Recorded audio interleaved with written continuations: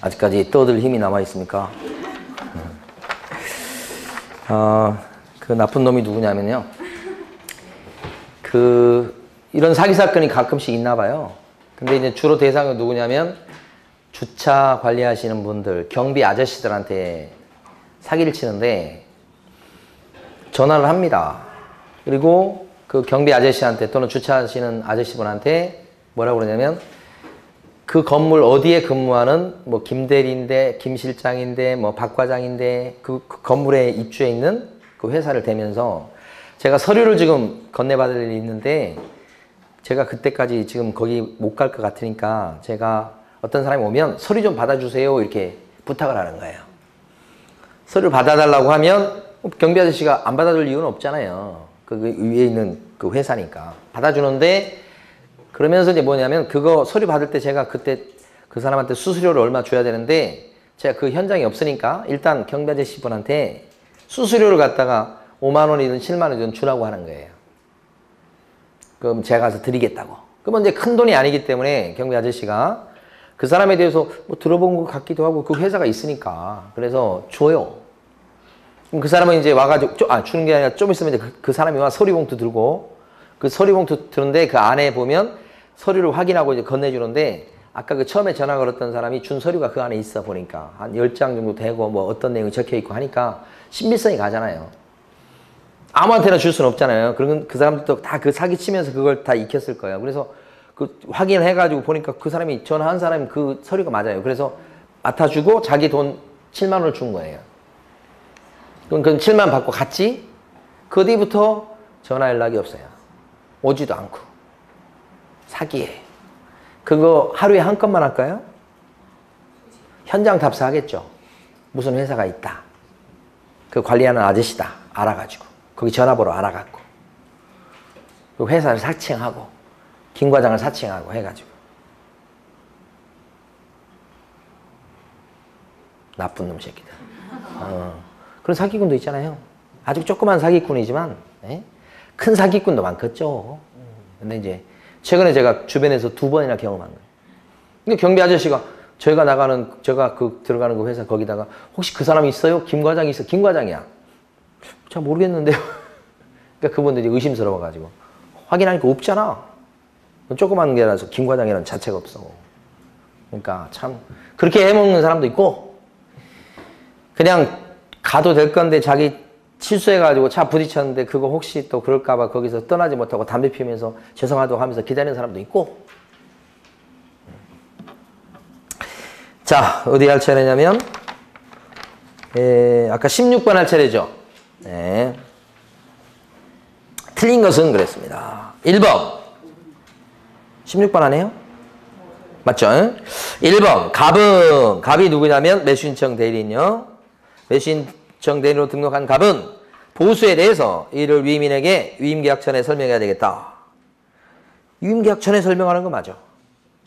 자, 그리고 이를 어디에 기록해라 반드시? 어디에 기록해야 돼? 사건 카드. 확인설명서에 적는 건 중개보수나 확인설명서에 적는 거지 중개보수 복비나. 그렇죠?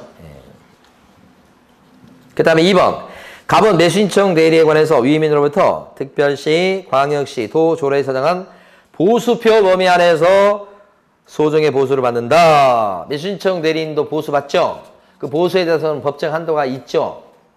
법정 한도를 뭘로 정해요? 대법원 예규, 조례가 아니고 예규.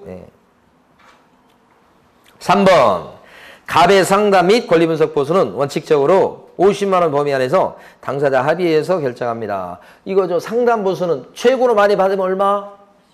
50이죠. 그래서 이거 맞습니다. 이건 3번이. 4번 자, 개업 공인중개사인 매수인청 대리는 보수를 받은 경우에 예규에서 정한 양식에 의한 영수증을 작성해서 서명 날인을 하고 그 다음에 위임인한테 교부하고 사건 카드에 철회해서 몇 년간 보존하셔야 되겠다.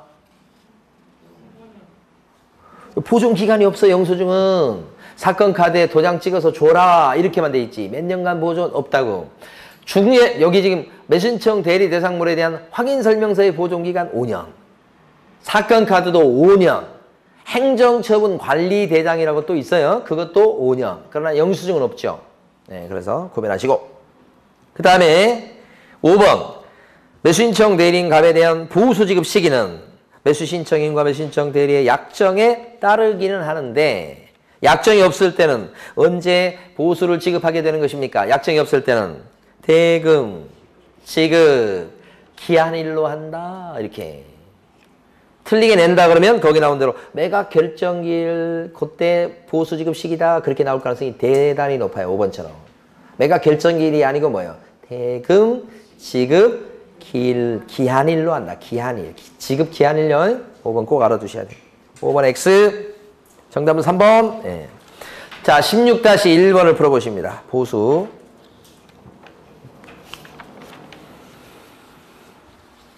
자 16-1번에서요. 좀 2번이 좀 까다롭습니다. 근데 1번은 매수신청 대리와 관련된 실비 있죠. 실비는 많이 받아야 얼마요? 30. 특실 30만 원 기억하시죠? 실비는 많이 챙겨야 30이요. 2번 5개 부동산을 일괄 매각합니다. 일괄 매각이 있고 개별 매각이 있습니다. 일괄 매각은 패키지로 매각하는 거고요. 5개 부동산을 일괄 매각한다 그러면 5개 부동산을 갖다가 패키지로 묶어서 전체를 매각하는 겁니다. 요게 일괄 매각입니다. 그러니까 별개 부동산이 5개 있는데 일괄 매각한다. 이렇게. 자, 그랬을 때는 상담 보수는 3개까지가 50만 원입니다. 그럼 4개째부터 추가 요금이 증액됩니다. 추가 요금이 두 번, 2개가 증액되니까 10만 원이에요. 원래 상담 보수는 원래 얼마죠? 최고 50이죠. 상담보수도 50이잖아요. 상담보수. 50에다가 추가 요금 2만 원 붙으니까 어떻게 돼요? 최고 60이요. 일괄 매각. 그런데 개별 매개라 그러니까 여기 60만 원 맞습니까 이거? 맞습니다. 근데 이게 뭐가 어렵냐? 개별 매각이라고 하는 게 있죠. 개별 매각. 개별 매각은 5개 부동산, 이게 좀 5개 부동산입니다. 독립된 부동산. 5개 부동산인데 오피스텔 5채라고 생각하셔도 괜찮아. 개별 매각은 어떻게 매각하는 거예요? 개별 매각이라는 의미는 따로따로 매각한다는 것이죠. 이거. 응? 따로따로 매각합니다. 따로따로. 이게 소매로 파는 겁니다. 소매로. 그래야 비싸게 팔 수 있어요. 보통은 이런 오피스텔이나 아파트 같은 경우는 개별 매각을 하게 됩니다. 그러면 5채를 다 들어가는 사람이 있어요. 그러면 제가 상담을 해줘. 권리 분석을 해줘. 그러면 하나가 벌써 50만 원입니다. 하나가 50이요. 그리고 2개째부터 뭐예요? 추가 요금이 붙을 뿐입니다. 추가 요금. 이렇게 5만 원씩. 5개니까 한 개당 50만 원. 5개니까 250이 되는 게 아니고 이걸 한꺼번에 들어가니까 한꺼번에 들어간다는 얘기는 5개를 다 들어간다는 얘기입니다. 따로따로. 개별 매각이잖아요. 이랬을 때는 2개째부터 추가 요금이 붙으니까 상담보수는 추가 요금이 얼마를 더 붙게 돼요? 20만 원이 더 붙게 되죠. 뭐 이때 상담보수는 최고 얼마가 돼요? 72요 이렇게 되죠. 이게 서식에 있는 사례 그대로입니다. 사례. 예? 그래서 서식에는 5개 부동산을 일괄 매각합니다. 일괄 매각할 때는 3개가 기본 요금이라고 생각하셔야 돼. 그러니까 추가 요금이 10만 원밖에 없어. 그러니까 60이 되는 거고 개별 매각이다 그러면 한 개가 벌써 50만 원이죠. 한 개가. 2개째부터 추가 요금이 붙기 때문에 추가 요금이 20만 원이 붙어요. 그래서 여기는 좀 늘어납니다. 그죠? 그러니까 2번은 요거죠. 지금 2번 맞는 겁니다. 예? 예. 그 다음에 3번은 감정가의 1%고 최저가가 1.5% 이하입니다. 바뀌었어요. 감정가가 몇 프로예요? 1%. 최저가가 1.5%하고 그 다음에요.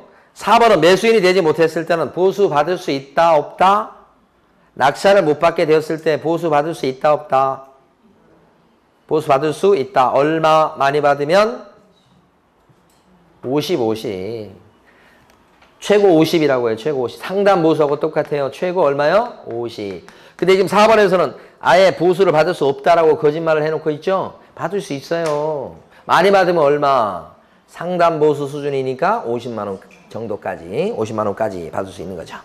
4번 틀렸죠? 못 받는다고 했으니 5번은요. 실비로 쳐주는 건 뭐예요? 특별한 비용은 실비로 쳐주지만 통상 비용은요. 실비 아니죠? 그래서 암기할 때 요거 암기했었잖아요. 특실 30만 원. 이렇게 되면 이게 특별한 비용만 어디에 들어갑니까요? 실비.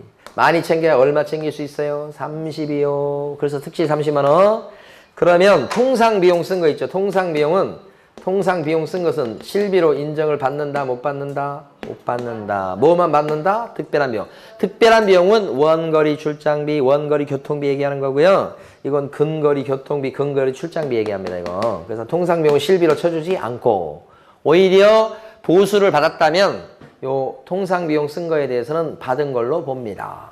그래서 보수에 포함돼서 받은 걸로 쳐요. 그게 통상 비용이에요. 그러니까 5번 지문은 지금 뭘로 바꾸면 되겠어요? 특별한 비용을. 5번은 어떻게 바꿔야 맞겠어요? 특별한 비용을 통상 비용으로 바꾸면 5번이 맞는 지문이 되겠죠? 자, 그래서 통상 비용은 보수에 포함된 것으로 보고 별도로 청구할 수가 없다. 그러면 맞지. 그죠? 예. 자, 밑에 있는 16-2번 풀어보시고요. 이 경매만 끝나면 이제 여러분 다 끝납니다. 다. 어려운 부분이 별로 없어요. 이제 뒷부분은.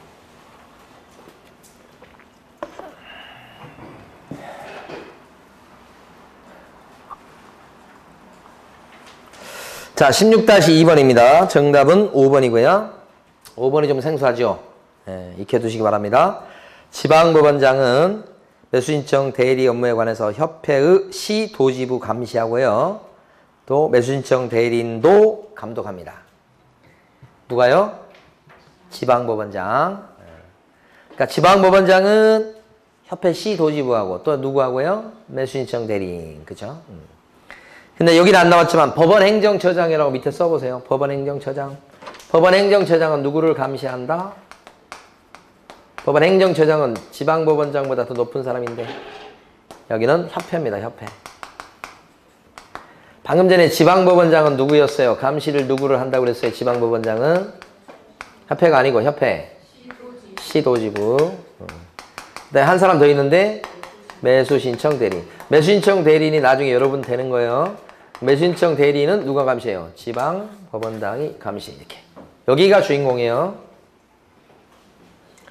매수신청 대리인이 주인공. 누가 감시해요? 지방법원장. 이 매수신청 대리인에 대해서 업무정지나 등록 취소를 누가 때려요? 매수신청 대리인에 대해서 영업정지나 등록 취소를 누가 때려요? 지방법원장이에요. 매수신청 대리인 등록을 어디 가서 해요? 지방법원장한테 가서 해요. 지방법원장한테 가서 등록하잖아. 등록을. 그러니까 거기서 감시하고 거기서 이게 등록 취소나 영업정지 때리는 거예요. 그래서 매수신청 대리인 등록을 받아준 지방법원장이 요 매수신청 대리인에 대해서 등록 취소나 영업정지를 하고 이거 때렸을 때는 관리대장에다가 기록하지요. 그리고 몇 년간 보존하신다고 그랬어요 아까? 5년간 보존하는 거예요 그게. 그럼 관리대장에 기록하고 보존하는 사람은 누구예요?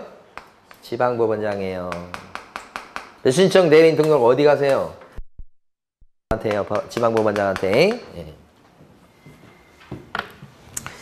자, 1번 지문이 틀린 것은 영업정지 기간은 어떻게 돼요? 영업정지 기간은 짧으면 1개월, 길면 뭐예요?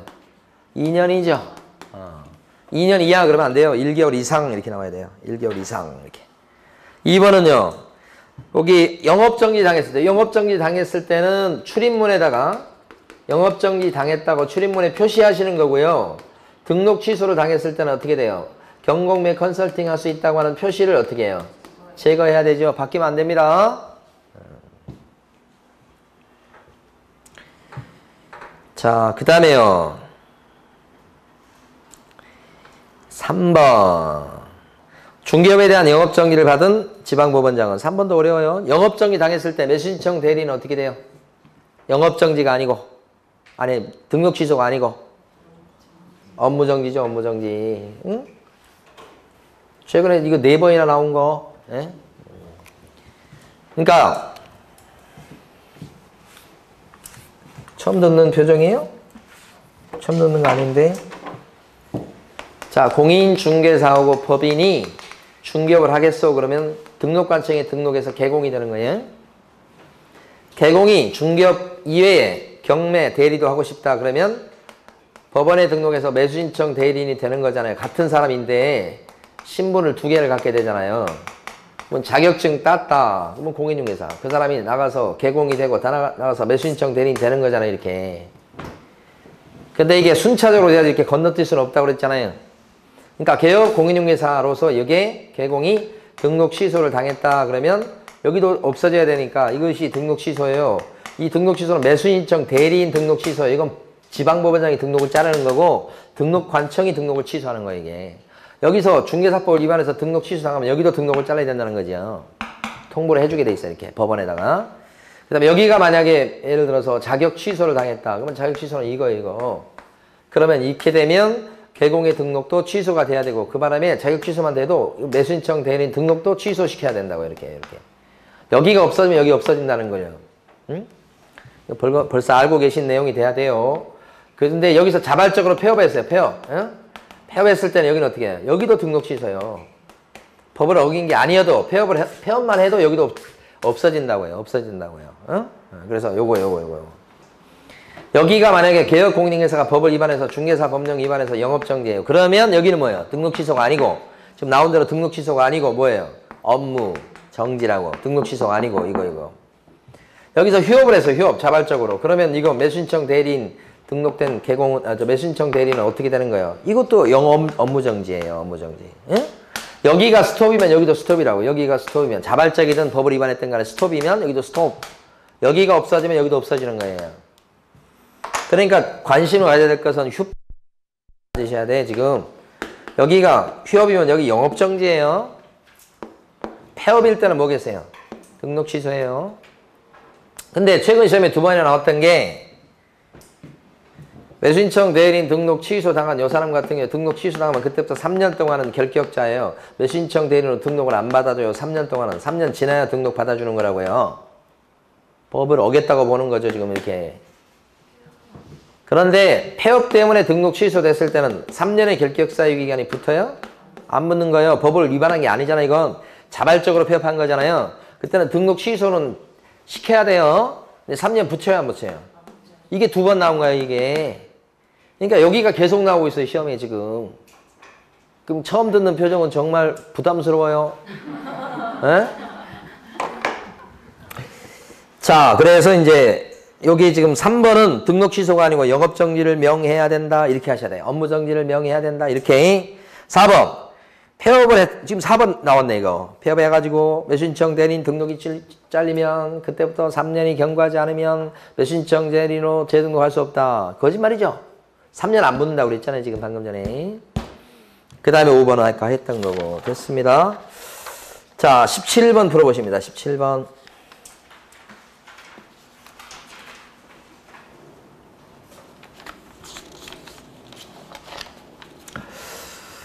자, 17번에서 경매니까 여러분들 되게 어렵게 생각하신다고. 자, 1번이 정답입니다.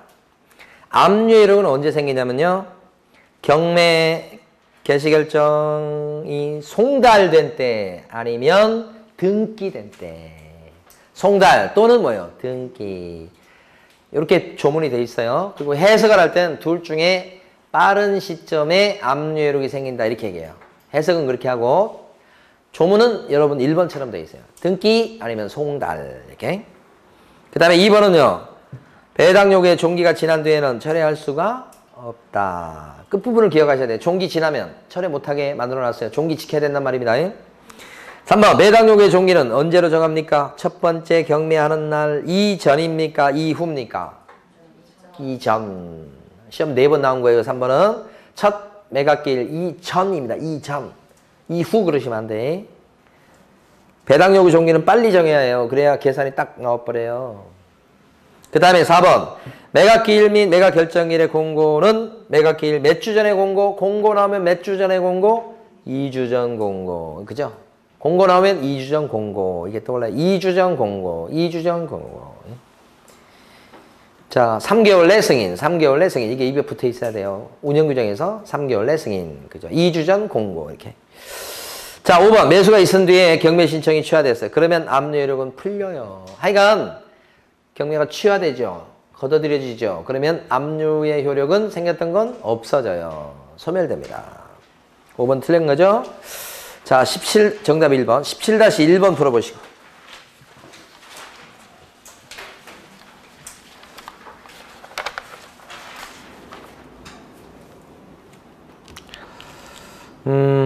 공동 입찰을 기억번요. 공동 입찰 들어올 때는 집행관한테 신고하는 거예요? 허가받는 거예요? 신고예요, 신고. 허가받는 거 아니에요.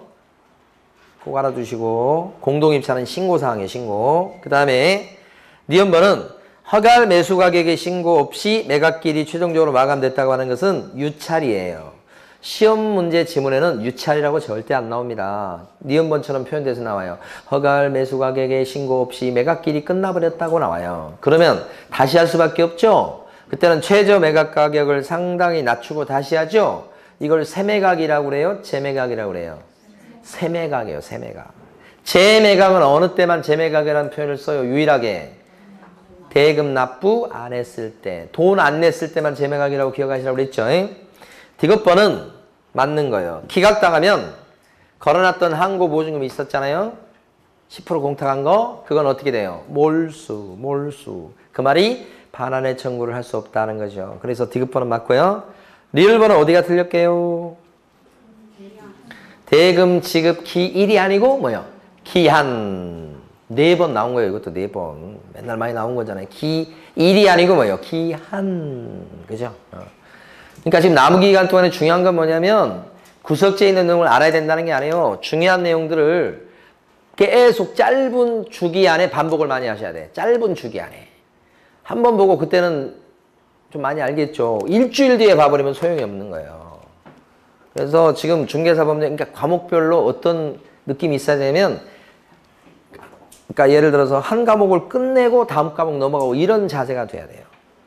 그러면 계획을 길게 세울 필요가 없어. 예를 들어서 오늘 같은 경우에 만약에 중개사법을 오늘 하루 보겠다 그러면 다른 건 놔두고 중개사법에 집중하셔야 돼. 그 다음에 내일 같은 경우 무슨 과목 시험 보는 거 관계없이 수업하는 거 관계없이 내일 만약에 내가 민법 중에서 민법을 하루에 끝내기는 힘들잖아. 그러면 민총하고 물권을 끝내겠다 그러면 하루 종일 딱 민법 총칙하고 물권 그걸 딱 목표로 하는 거예요. 못 끝내면 끝나는 거예요. 이제 더 이상 볼 시간이 없어요. 그럼 다음 날은요. 이제 다음 날 내일 모레는 이제 공법을 끝내겠다고 생각했으면 그날 공법을 딱 잡는 거야. 응? 공법도 양이 많으면 이틀 나눠도 괜찮지만 보통 이제 지금쯤 왔을 때는 그래도 한 절반 정도는 끝내야지. 절반 정도 공법을 해. 그리고 그때까지 그날 다 못 보면 그냥 덮어야 돼요. 어쩔 수 없어요. 그런 마음가짐을 가지셔야 돼. 이제는 막바지예요, 막바지. 그렇죠? 그 다음날은 또 이제 과목을 하나 정해. 그 다음날 등기법을 딱 정해서 공시법을 정해서 공시법을 갖다가 하루 종일 하면 다 볼 수 있어야 돼, 지금은. 그럼 등기법만 하루 종일 보려면 좀 재미가 없잖아. 그러면 절반을 등기법을 봐. 그러면 절반을 이제 나머지 채권법을 보든지 이렇게 해서 하루 딱 목표를 세우시면 돼. 그래서 그걸 갖다가 하루에 다 그 목표를 달성할 수 있도록 노력하시고 그걸 못하면 끝나는 거예요. 이제 다시 볼 기회가 없어. 그 다음날 계획을 딱 세우시고 딱 봐가지고 여러분 좀 모자란 과목들 좀 가까이 계획을 세우셔서 하시면 돼. 예? 그렇게 해서 못 보면 그 목표를 달성 못하면 책 덮어야 돼. 다음 날은 또 다음 과목이 기다리고 있는 거예요. 그런 식으로 계획을 짜보세요. 너무 길게 잡지 마시고 한 5, 6일만 딱 계획을 세워서 해보시면 그렇게 하다 보면 오늘 다 못 봤으니까 내일 다 봐야 된다. 그거 없다니까 이제. 오늘 못 봤어. 그럼 끝이요 그냥. 더 이상 시간 안 줘요. 아시겠죠? 가슴이 막 벌렁벌렁하죠? 그런 심정으로 하셔야 되니까 마지막은. 네. 자, 그러면 여기 지금 했고 자 17-1번의 정답은 1번입니다. 자 17-2번 풀어보시고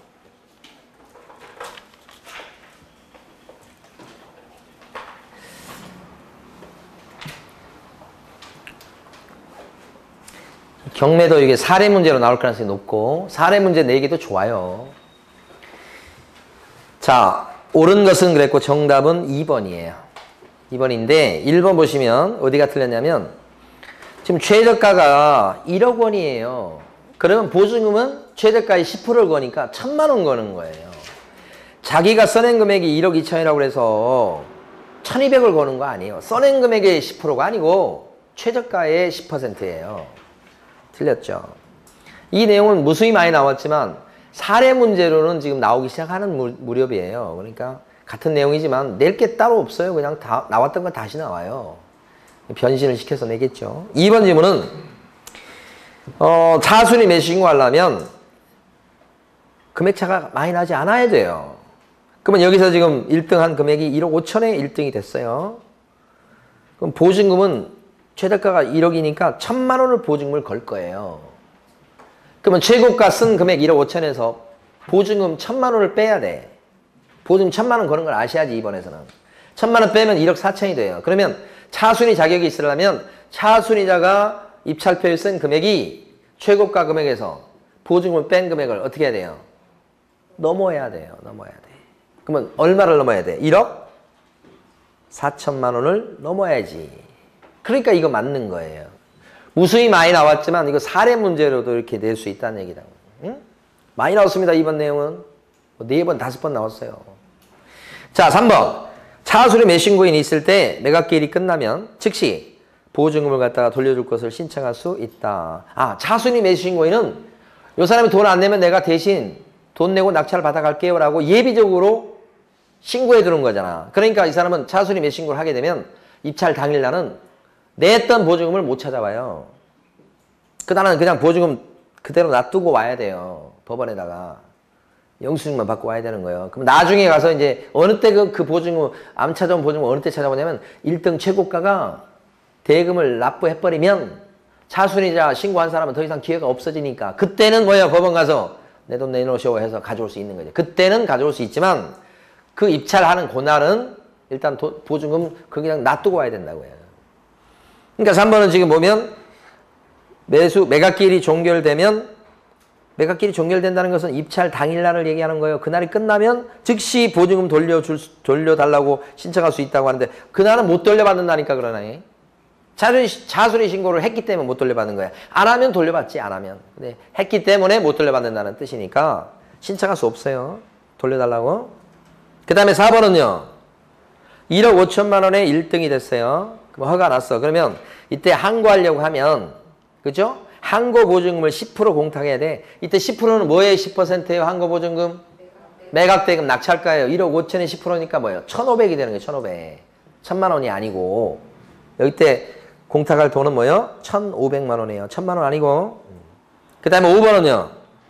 기한이 만료, 1억 5천을 갖다가 지금 최고가가 됐어요. 값이. 1억 5천만 원을 갖다 법원에 납부했어요. 그러면 기한이 만료된 때 소유권 취득합니까? 언제 취득합니까? 납부하는 즉시 바로 소유권 취득하죠? 만료된 때 아니죠, 이거. 그죠? 됐어요. 자, 이제 이번에 갑니다. 18번 문제 풀어보시고. 한 40분 정도 끝낼 겁니다. 저 뒤에 시계로 40분. 18번 풀어보시고.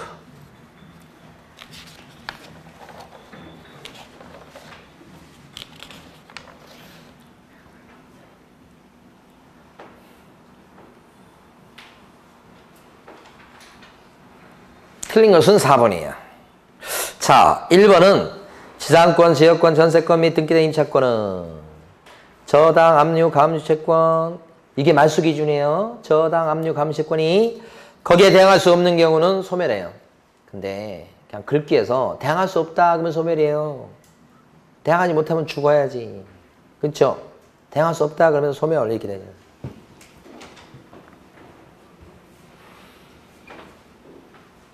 아니 얼마 전에 제가 아주 인터넷에서 본 말 중에 일본이 지금 저 그러니까 국제연합이라고 그래요? 유엔 거기에 상임 이사국이 되려고 일본이 그래요. 상임 이사국이 되면은 비토권이 있어가지고 영향력이 막강해요. 근데 거기 뭐 러시아도 들어가고 무슨 저기 뭐야 미국 뭐 영국 막 많이 들어가잖아요. 거기 일본이 들어가려고 그래 지금. 그러니까 그거 일본 들어가게 하면 안 되겠죠. 우리가 지금 WTO 그 무슨 저기 뭐냐 거기 저 사무총장인가 그거 되려고 하니까 일본이 막 싫어하잖아요. 우리하고 일본은 물과 기름이야. 섞일 수가 없어. 근데 이제 그런 상황인데 일본 놈들한테 북한의 그 무슨 대변인이 한마디 했더라고. 아, 그 말 대변인 얘기를 하니까 대변인이 하여간 일본 놈들은 될 자격이 없다 이거예요. 그걸 쭉 얘기하고 나서 끄트머리 한마디 했어. 아, 그 말을 해주고 싶어. 뭐라고 하냐면 개 주둥아리에서는 상하가 나지 않는다. 상하 뭔지 알죠? 코끼리 상하. 상하 비싼 거예요. 개 주둥아리에서는 상하가 생기지 않는다고요. 저는 그거 듣고서 너무 좋아가지고 멋지지 않아요? 한마디를 해도 응? 말이 좀 거칠긴 한데 일본 놈한테 할 때는 그만큼 이상이 없어 약이. 개 주둥아리에서는 주둥이에서는 이렇게 해서 주둥이에서는 상하가 생기지 않는다. 그게 저 중국에 있는 그 저 무슨 그 고사성어인가 거기에 나온대요. 그게 쭉 그 중국말이더라고 그게. 진짜 너무 기분이 좋아가지고 제가 막 서가지고 박수를 짝짝짝짝. 자, 우리가 일본을 이겨먹을 수 있어야 된다고요. 이게 왜냐면 대항할 수 없으면 죽는 거예요, 결국. 다시 식민지가 되는 거예요, 대항할 수 없으면. 예. 대항할 힘을 키워야 돼요. 예. 그래서 어떤 신문에서 보니까 그런 얘기를 하더라고. 아니, 남북 무슨 뭐 이렇게 종전선언하고 그런다는데 왜 핵잠수함을 만드냐고 한국일보에서 나왔어. 한국일보라고 얘기하고 싶어. 아니, 종전선언은 종전선언이고 핵잠수함은 핵잠수함이요. 우리가 종전선언하면 그러면 다 무기 버려요? 우리를 누가 지켜줘요? 미국이 우리나라 지켜줘요? 우리가 우리 지켜야 되는 거예요. 그게 지금 무슨 기사라고 쓰고 있어요, 지금. 종전선언인데 이 마당에 무슨 핵잠수함이냐고 무슨, 그건 별개의 문제지. 이 정신없는 놈들 진짜.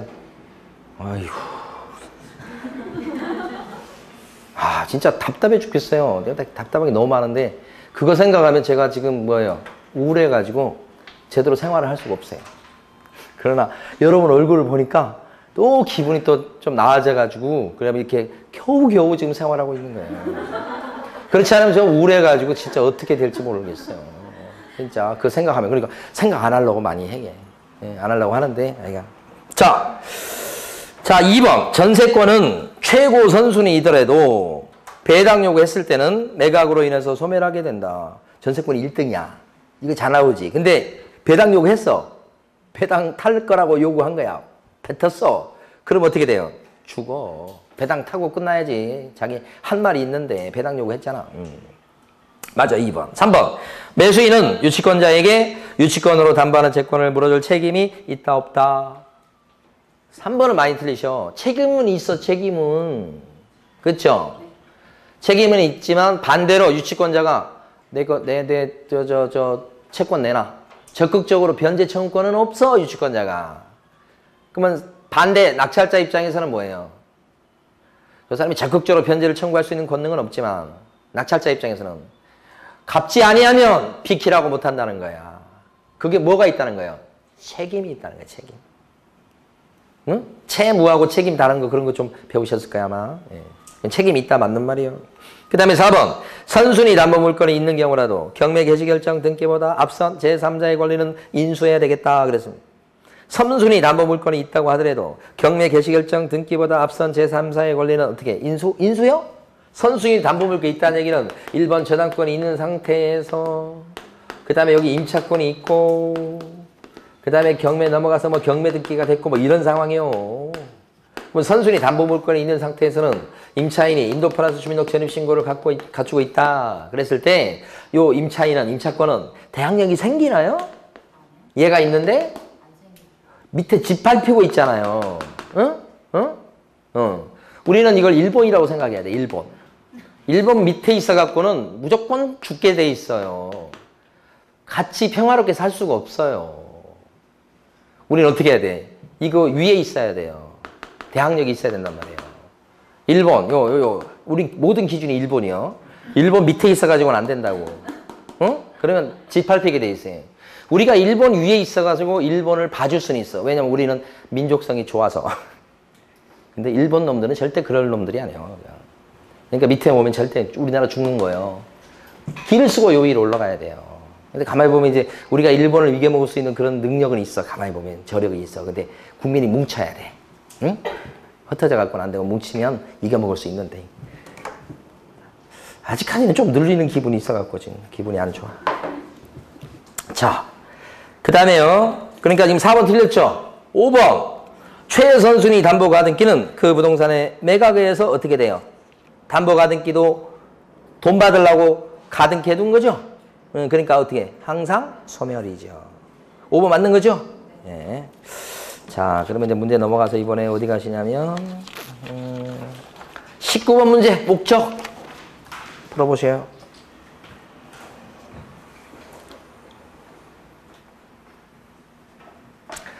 자, 공인중개사법의 목적. 자, 고개를 드시고 목적 암기해 보십니다. 암기하는 방법은 사업 전에 경건하셔야 되겠다. 공인중개사의 업무 전에 사업 전에 경건하시라. 그래서 공인중개사의 업무 등에 관한 사항을 정해서 그 전문성을 제고하고 부동산 중개업을 건전하게 육성해서 마지막에 뭐예요? 국민 경제에 이바지함. 네 가지죠. 그러니까 박스에서 보시면 기억번 목적이에요. 니은번은 아니죠. 무엇을 건전하게 육성하는 거예요? 무엇을? 부동산 중개업이라고 하셔야 돼. 부동산 산업이 아니고 부동산업이 아니고 니은번 목적 아니에요. 디귿번 아니에요. 리을번은요. 목적 맞죠. 마지막은요. 국가경제가 아니고 뭐예요? 국민경제. 국민경제.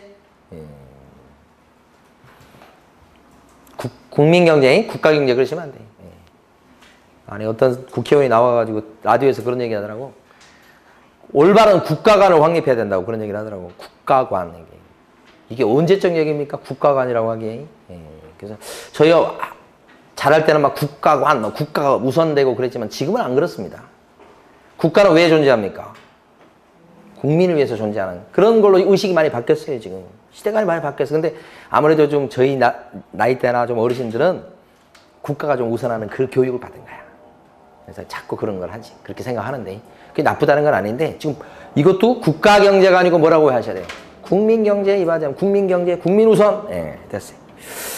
자, 19-1번 풀어보십니다. 정답 1번이었고, 아까 19-1번은 풀어보십니다.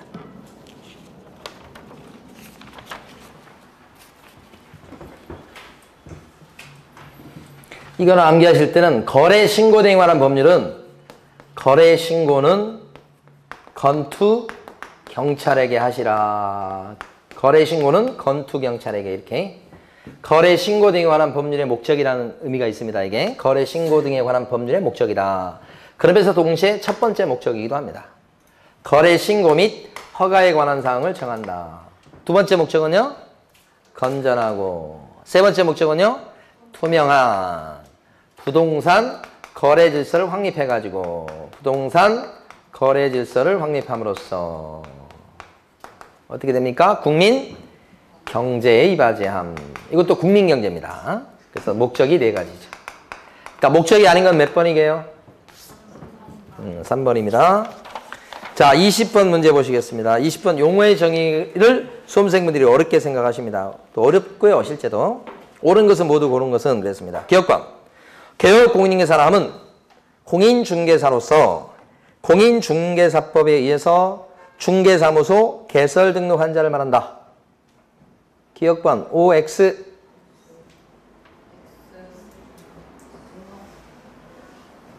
어디가 틀렸어요? X인데. 개혁 공인중개사는 이 법에 의해서 중개사무소 개설 등록 한자를 말한다. 이렇게 하셔야 돼. 앞에 공인중개사로서가 들어가면 안 돼. 부칙개공 좀 제발 생각하세요. 부칙개공. 부칙개공은 개공이긴 한데 증이 있어요? 없어요? 없으니까. 공인중개사로서 이 말을 들어가면 틀려버린다는 거지. 자, 니은번. O예요? X예요? 니은번.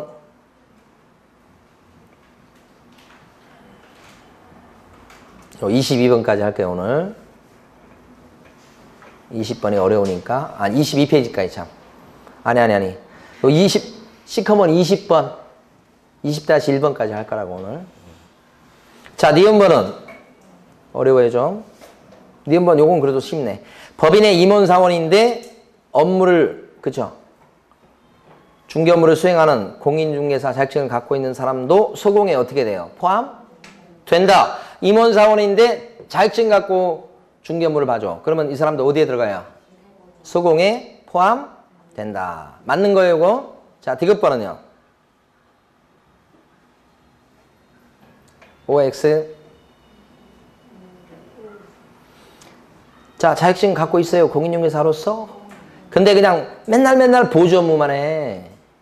그래도 뭐예요? 자격증을 가지고 커피를 타면 소공으로 취급한다고 그랬죠. 소공에 포함된다. 소공이다. 맞아요. 리얼번은요?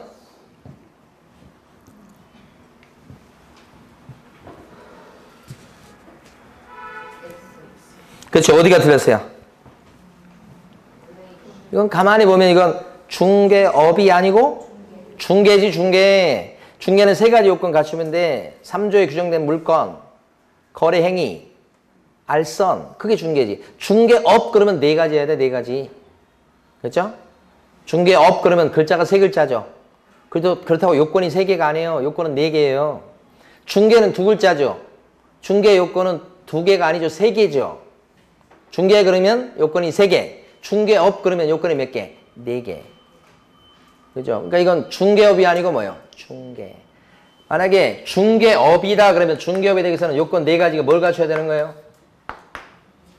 다른 사람의 의뢰를 받고 보수를 챙기고 일정한 중개하는 것을 네 번째 어떻게 해야 돼요?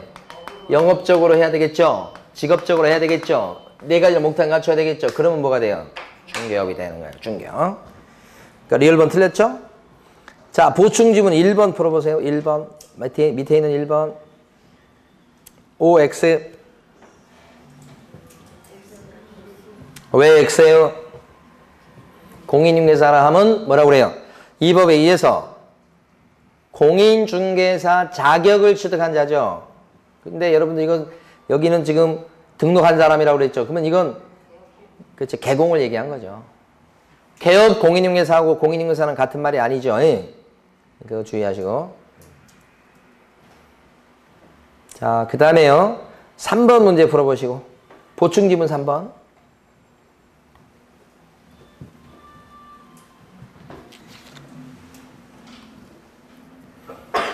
3번은 O예요, X예요?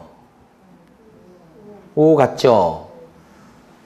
자, 소속 공인중개사람은 개업 공인중개사에 소속된 공인중개사로서 그 다음 뭐 빠졌잖아요. 중개 업무를 수행하거나 빠졌잖아요. XX 누가 오라고 그랬어요, 지금? 중개 업무를 수행하거나가 빠져서 틀린 거라고요. 빠졌을 때 찾아내는 게 되게 어려운 거예요. 어려워요, 문제 자체가. 그러니까 조심하셔야 돼요. 이거 3번 지문 조심하시고 X입니다. 자, 마지막으로 20-1번 풀어보십니다.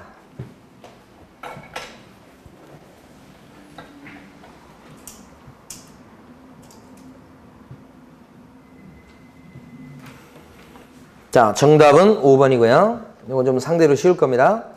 1번 같은 경우는 금전 소비대차의 부수에서 일정한 보수를 받고 의뢰를 받아가면서 저당권 설정액을 알선해도 업으로만 했다면 어디에 들어가요? 중개업에 들어갑니다.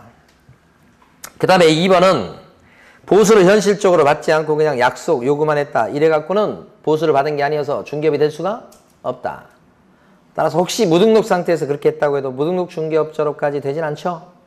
3번은요. 우연히 했을 때 건물 전세 계약을 한 건 중개해 준 거예요. 그래가지고는 아무리 보수를 챙겼다고 해도 중개업이 될 수는 없다. 우연히 했을 때는 직업적으로 한 건 아니잖아요. 그래서 중개업이 안 된다. 그래서 3번도 틀렸죠. 4번은 등록을 안 했습니다. 근데 의뢰를 받고 일정한 보수를 받고 중개를 업으로 했다면 그때는 보수를 등록 안 하고 했습니다만 이 사람이 한 행위는 일단 뭐예요? 중개업이다. 다만 등록 안 하고 있기 때문에 잡아다 처벌하겠죠, 이제. 그쵸? 중개업에 해당합니다. 5번은요. 컨설팅을 주로 하면서 부수적으로 중개를 했어요. 그런데 그게 의뢰받고 보수 챙겨가면서 직업적으로 했다면 그런 것도 뭐예요? 조그맣게 중개했어도 어디에 들어갈 수 있다? 중개업에 해당할 수 있죠. 그러니까 중개업에 해당하지 않는다고 볼 것은 아니다. 해당될 여지가 있다. 그러니까 5번이 맞는 거죠. 예. 그래서 이번 주는 여기까지 했어요. 우리 다음 주에 이제 한 30 테마가 남아있어요. 다음 주에. 예, 다음 주에는 무조건 끝까지 하는데 아무래도 이번 주에 공부한 내용이 조금 어려운 내용들이에요. 다음 주는 이제 좀 쉬운 내용들이 많이 나와요.